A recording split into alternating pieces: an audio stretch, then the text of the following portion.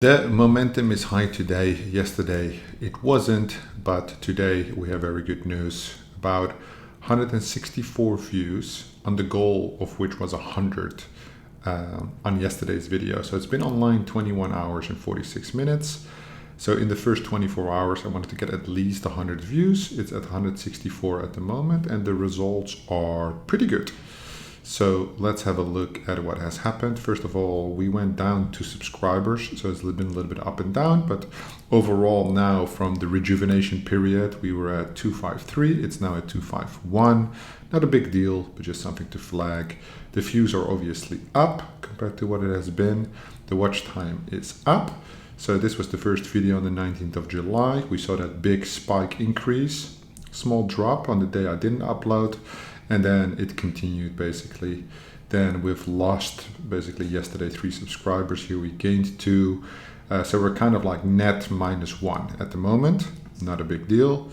The content, yeah, there's some old content that's being pushed again, but let's just zoom in on this video for which I want to pull up the analytics. So -1, kind of aligned on everything. The interesting part is, so we got 164 views, of which 48% came from YouTube recommending the content. Up next, so this is related content, 26.2. And then YouTube home recommendations, 22%, which is interesting. It's a little bit less than what it usually is, because of course we're not making advertising content, which is benchmarking against. Then subscription feed, 14%, notification, 30%. External, that was Facebook, which is an interesting learning as well. So 7.5 hours of watch time, not bad. The reach here, almost 2,000 impressions. And I think that is the major learning here, which is a 4.1% click-through rate being pretty good for cold audience. So we got 3 hours and a 2.5 minute average watch duration from YouTube recommending the content. And I feel like that was kind of the strategy where I was kind of demotivated yesterday in terms of like, what if it takes 4 weeks, I have to create videos, YouTube is not recommending the content. But what has changed over the last 4 or 5 years on YouTube is basically each video gets treated on its own. It's not like full channel focus. Subscribers don't really care too much as they used to. So interesting part here, 1.7K impressions, 4% click-through rate. It's at least going to new audience, and that's what you can see when we go to the audience side. It's not only subscribers. Now, browse feature, you can see high. So the strategy is, of course, to optimize for these new keywords, right? So this was Pixar's Claude Canva. And then it's not related directly to advertising. It's still in the advertising sphere, right? Again, bell notifications, nothing, which is interesting. Claude Reels, YouTube searched them. 5% of the traffic came from Claude Reels. Very interesting. So these are all analytics that I feed back basically every 24 hours to Claude to get more details on what's going on. Yeah, engagement is just not good. So the retention is definitely a problem. On a 16.5 minute video, it's 2 minutes 43 seconds. Maybe I'm rusty, maybe the engagement is not that good. I don't know. 100% likes, so that's great. But the audience here is subscribed 75%, but new audience is 25%, which means that 2 things. One, the people that are subscribed to this channel, some of them are also enjoying this content, maybe not as much, and that's why the watch time is that low, but at least 1/4 of the views, over 25%, is new audience, and that's what I'm aiming for here, to see, you know, what is interesting, what is the potential. Now, if we compare this to the first video, where we go to audience, it's less, right? So hopefully over time, it will become more and more and more on the not subscribed, unless we're getting a ton of new subscribers. But here the watch duration is a lot higher. That's kind of due to the video being 38 minutes long. So I'm going to assume here that average percentage viewed is also very important on the retention. Where does the dip happen? The dip happens clearly here, which is interesting because it basically is in the middle of the plan. So I don't know. Okay, so people kind of want to know what I've been doing the last 5 years. So this is probably a lot of like existing subscribers. And then what's happening this year, as soon as people hear it's not about media buying, they don't really give a shit. Interesting. interesting findings. That's why, I might have to feed these updated analytics into Claude. I didn't do it for this video, but it seems to be pretty helpful in terms of finding some guidance. So because this video was pretty good, I made 2 videos today, found some momentum in things. So one is a Pixverse AI to image video tutorial, which is kind of the long tail keyword. So what I did was I went to vidIQ, and then we did basically some keyword research on Pixverse. Pixverse is kind of the only paid subscription that I have on the AI side, so I don't mind buying something else, but I want to actually use these things, not just make videos about it. So Pixverse was the easiest one. So I just searched basically Pixverse. Then I downloaded all the words, so exports, all the different ones. I fed it to Claude. I basically did the analysis of what's the least competitive, but still interesting, still has enough volume, and it gave me some information there, which was good. And then we basically came up to this feature, image to video is kind of underserved. And it's something that I use on a daily basis. So I was like, okay, let me make a video on that. I thought a pretty cool thumbnail. I'm trying to get a little bit better. I used to spend like 99% of my time recording videos because, like, as you know, like I used to do like hour-long videos and just slap a thumbnail description and I posted it within like 2 minutes. Now I'm doing probably 80% of the work is the actual video, 20% is the description, the tags, the thumbnail.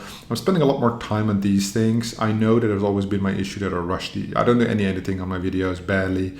I tried to do some today for this video, but I was already like, I cannot make myself do the editing. I need to hire an editor because that's like, I don't like that at all. That part is very boring. I don't know really what I'm doing, but this part with thumbnails, the experimentation, the A/B testing, I don't mind that. I kind of enjoyed that today.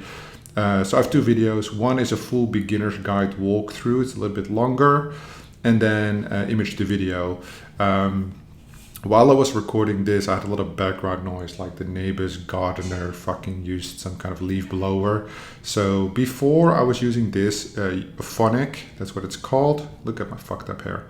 That's too funny, but I don't give a shit. You know that already. So Euphonic, what it does is filter out all the background noise. This is quite an empty office that I have here, so there's a little bit of an echo. It kind of removes that, just kind of evens out the sound better, makes my voice sound more clear. I think it's pretty professional.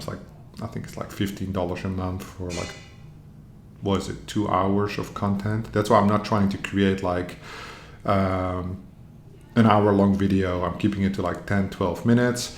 Get some new audience in, get some data on what people like, what they don't like, how I explain. And then obviously I don't want to say my skill, but as you can see here on like high views, I've always done long form content explaining things in excruciating detail. So I will probably go back to that. But yeah, so these 2 videos, this one is for today, this one is for tomorrow, to see, can I create a daily pattern of content? Is there some potential there? So interesting learnings there. This collaboration feature between the videos seems to have a lot of like spillover in terms of subscribers, not as much in terms of views, which is interesting. I assume this is almost all subscribers, right? It's only 9 views, so the sample size is really small, but 14%, okay, great. 3.5 minutes, great. I assume that means that people are enjoying the content, which I'm happy about. I mean, the views are so little, right, at the end of the day, but it's growing, so it has like consistent. And I think as long as I keep collaboration, to be fair, I'm going to say one thing, yeah. I'm enjoying recording these raw videos talking about my ideas and the progress for this channel. I am enjoying them so much more than these explainer videos. I think the explainer videos are interesting, but I want to get to different topics, more details. But in order to do that, I need to test the audience first, right? So like commit to doing the work before you can have fun. But that's why I'm happy that I'm doing this channel as well, so we can like experiment a little bit. Now the interesting part of the data, which I want to note, which was on the other video, which was based on this video right here, is the Facebook post. So what I did was I uploaded it to Facebook and I uploaded it to Twitter.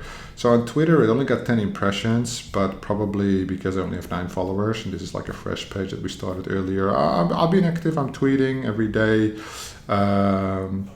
But yeah, things are progressing. So if you're not following me on Twitter and you're watching this, do that. I'm trying to build some momentum there, and I would appreciate some engagement. But the very interesting part on the analytics of this video is that first I posted it raw. So on Twitter, it basically says don't do any external links, doesn't get no reach. Okay, fair enough. But then in addition, you see Facebook here, 7.9% of the views. So initially I had it embedded. And then after that, I basically, after like half an hour, I don't know what happened there, but maybe I'm banned again. Or they had some outage before as well. So what happened was I posted it raw, and then no traction, no interaction. So I was like, fuck it. If I'm not going to get any engagement on it anyway, I might as well take the users off Facebook. So then I posted it, and as you saw, one share is me sharing it to one of my old Facebook groups, and then got 3 likes. But yeah, 7.9% all coming from Facebook. So definitely going to keep the embedding going, push people to YouTube and leave them off Facebook. Service unavailable. I think their server's down on Facebook. They had some struggles like 2 days ago as well on that. But yeah, so 2 new videos, 2 channels, they're popping. I have 9 followers on Twitter. Going to keep the tweets going. You see, I tweeted twice 7 hours ago. And then on Facebook, yeah, I'm just going to keep the posting going. There's 0 engagement, but apparently people are active because the data is showing that. I cleaned up the blog a little bit, not really too excited. I need to basically clean out my Instagram, basically remove all inactive followers and all kinds of shit. And that's quite a job. I think I need to remove like 2,000 people. That's going to take another week or so. I'm not really in the mood to do that. It's all manual. And then, yeah, we'll see how these videos are received, but so far so good. Everything is progressing nicely. Looking forward to update you tomorrow. If you have any questions in the meantime, feel free to drop them in the comments down below, and I'll be sure to have a look. Thank you so much for watching, and I'll see you in the next one.